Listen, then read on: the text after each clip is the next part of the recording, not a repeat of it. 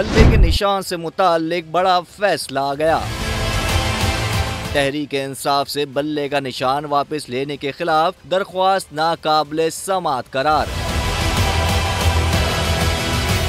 Justice Jawad Hasan ने तहरीक इंसाफ की दरख्वास्त पर तहरीरी फैसला जारी कर दिया। लाहौर हाई कोर्ट में जस्टिस जवाद हसन ने दरख्वास्त पर 11 सफ़ात पर मुश्तमिल तफसीली फैसला जारी कर दिया। तफसीली फैसले के मुताबिक जो फैसला सुप्रीम कोर्ट में ज़ेरे समाअत है वहाँ लाहौर हाई कोर्ट दखल अंदाजी नहीं कर सकती, जबकि इंतखाबी निशान का मामला पेशावर हाई कोर्ट में भी ज़ेरे समाअत है। फैसले में कहा गया कि एक ही मामले पर दो जगह समाअत से तजाद के बाइस इलेक्शन में ताखीर हो सकती है। फैसले में मजीद कहा गया है कि इस मौके पर दरख्वास्त यहाँ काबिले समाअत नहीं है।